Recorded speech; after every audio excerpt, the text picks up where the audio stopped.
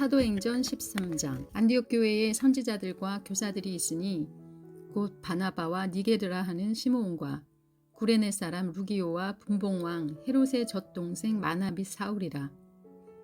주를 섬겨 금식할 때에 성령이 가라사대 내가 불러 시키는 일을 위하여 바나바와 사울을 따로 세우라 하시니 이에 금식하며 기도하고 두 사람에게 안수하여 보내니라.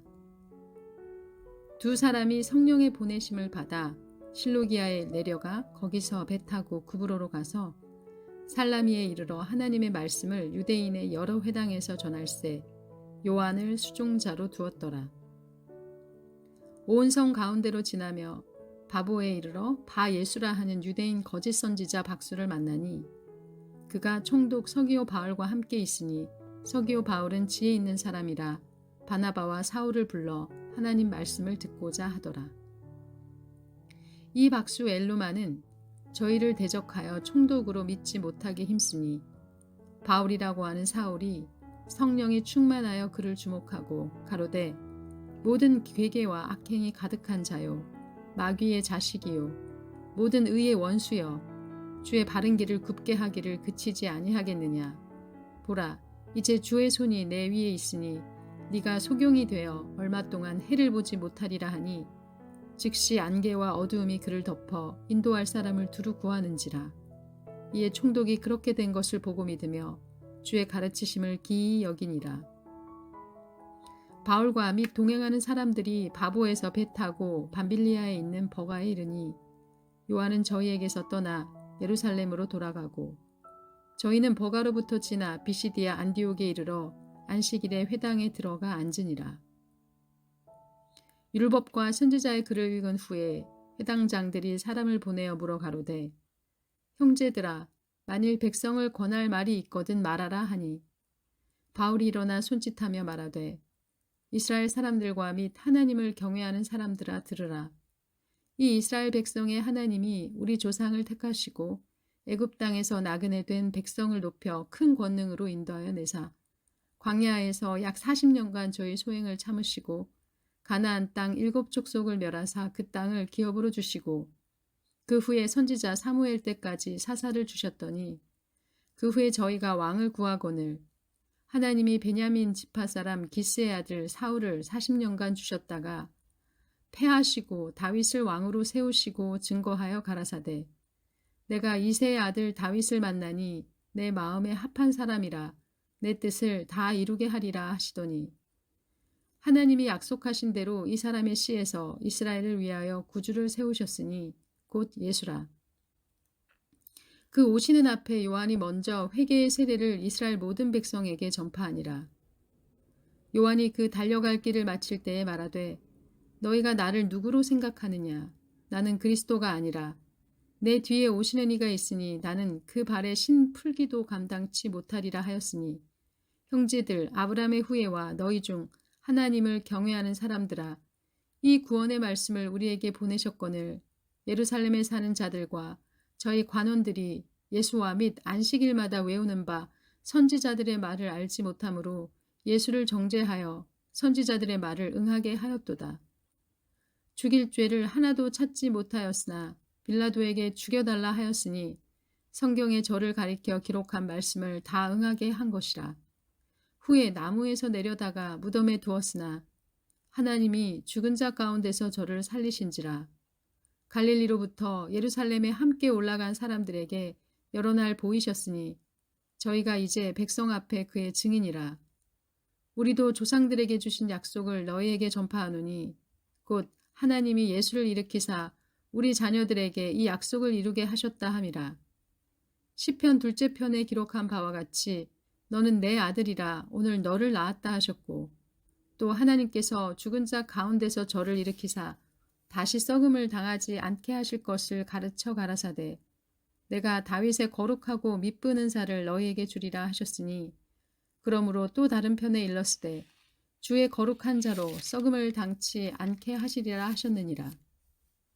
다윗은 당시에 하나님의 뜻을 쫓아 섬기다가 잠들어 그 조상들과 함께 묻혀 썩음을 당하였으되 하나님의 살리신 이는 썩음을 당하지 아니하였나니 그러므로 사람들아 너희가 알 것은 이 사람을 힘입어 죄사함을 너희에게 전하는 이것이며 또 모세의 율법으로 너희가 의롭다 하심을 얻지 못하던 모든 일에도 이 사람을 힘입어 믿는 자마다 의롭다 하심을 얻는 이것이라. 그런즉 너희는 선지자들로 말씀하신 것이 너희에게 미칠까 삼가라. 일러스되 보라 멸시하는 사람들아 너희는 놀라고 망하라. 내가 너희 때를 당하여 한 일을 행할 것이니 사람이 너희에게 이를지라도 도무지 믿지 못할 일이라 하였느니라 하니라. 저희가 나갈새 사람들이 청하되 다음 안식일에도 이 말씀을 하라 하더라. 패회한 후에 유대인과 유대교에 입교한 경건한 사람들이 많이 바울과 바나바를 좇으니 두 사도가 더불어 말하고 항상 하나님의 은혜 가운데 있으라 권하니라. 그 다음 안식일에는 온 성이 거의 다 하나님 말씀을 듣고자 하여 모이니 유대인들이 그 무리를 보고 시기가 가득하여 바울의 말한 것을 변박하고 비방하거늘 바울과 바나바가 담대히 말하여 가로되 하나님의 말씀을 마땅히 먼저 너희에게 전할 것이로되 너희가 버리고 영생 얻음에 합당치 않은 자로 자처하기로 우리가 이방인에게로 향하노라. 주께서 이같이 명하시되 내가 너를 이방의 빛을 삼아 너로 땅끝까지 구원하게 하리라 하셨느니라 하니 이방인들이 듣고 기뻐하여 하나님의 말씀을 찬송하며 영생 주시기로 작정된 자는 다 믿더라. 주의 말씀이 그 지방에 두루 퍼지니라. 이에 유대인들이 경건한 기부인들과 그 성내 유력자들을 선동하여 바울과 바나바를 핍박하게 하여 그 지경에서 쫓아내니 두 사람이 저희를 향하여 발에 티끌을 떨어버리고 이고니온으로 가거늘 제자들은 기쁨과 성령이 충만하니라. 아멘. 사도행전 13장은 성령께서 안디옥 교회에 있던 선지자들과 교사들 중에서 바나바와 사울을 전도를 위해서 따로 세우시고 다른 지방으로 보내는 중에 일어난 일들을 기록하고 있습니다. 전도를 위해서 두 사람은 실루기아에서 배를 타고 구브로로 가서 살람이라는 곳에 이르고 다시 바보라는 곳에 이르고 또 바보에서 밤빌리아에 있는 버가로 가서 버가를 지나서 비시디아 안디옥에 이르러 안식일에 바울이 설교하는 내용을 담고 있습니다.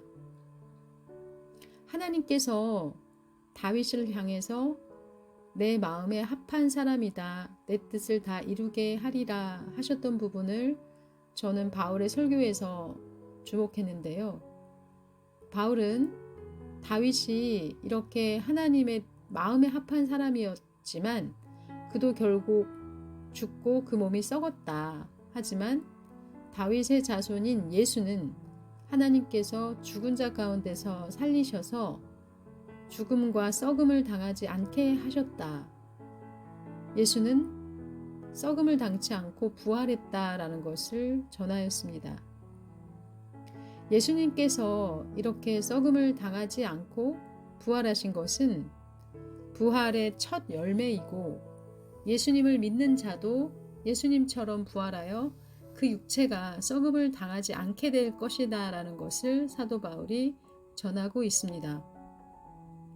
예수님의 죽으심과 부활하심을 전하는 것이었습니다. 그러면 언제 이러한 부활이 있게 되는 것일까?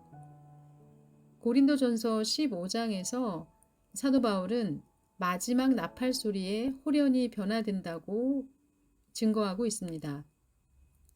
사도 바울은 마지막 나팔 소리에 홀연히 썩을 것이 썩지 않음을 입고 죽을 것이 죽지 않음을 입게 된다라고 그러면서 육의 몸으로 심고 신령한 몸으로 다시 살게 된다.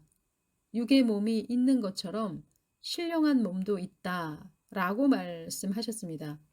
이때 비유를 든 것이 마치 우리가 씨를 심으면 씨가 완전히 썩어서 그 썩은 것에서 완전히 새로운 개체인 이 식물이 이렇게 순이 나와서 싹이 나고 그 씨와는 완전히 다른 나무가 자라나고 거기에 열매가 열리는 것이 아니냐라고 예를 드셨죠.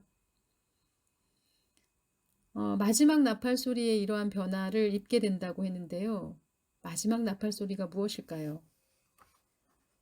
지난주에 저의 지인 두 사람의 아버지와 또 어머니가 돌아가셨습니다. 정말 저의 친한 친구들의 부모님이 돌아가셨는데요. 두 분이나 돌아가셨어요. 한꺼번에 지난주에. 정말 남일 같지가 않습니다. 마음이 너무나 아프고 어떻게 이런 슬픈 일들을 막을 수 있을까? 정말 어떻게 막겠습니까? 저희 엄마와 아빠 두 분 다 살아계신데요. 정말 저는 살아만 계셔주시는 것도 너무 감사하다는 생각이 들었습니다. 돌아가시지만 말고 정말 이대로 돌아가시지 말고 살아 계셔 주셨으면 좋겠다. 살아서 영원히 함께 있으면 좋겠다. 그런 마음입니다. 자녀로서 부모님께서 오래오래 영원히 저와 함께 있었으면 좋겠다는 마음인데요. 저희 친구들 어떤 마음일까 가슴이 많이 아픕니다.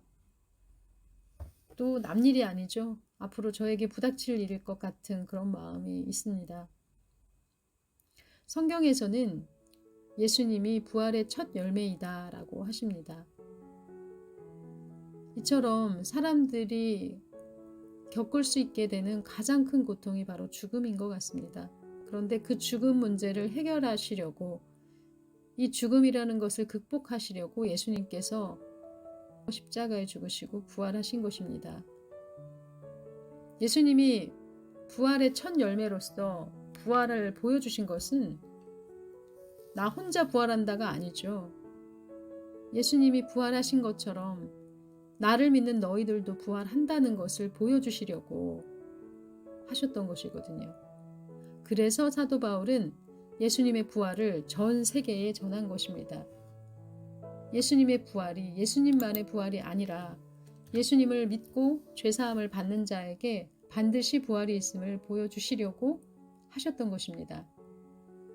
부활을 믿었기 때문에 또 부활을 보았기 때문에 예수님의 부활을 직접 눈으로 목격했기 때문에 예수님의 제자들이 모두 순교할 수 있었던 것입니다. 도망가지 않았습니다.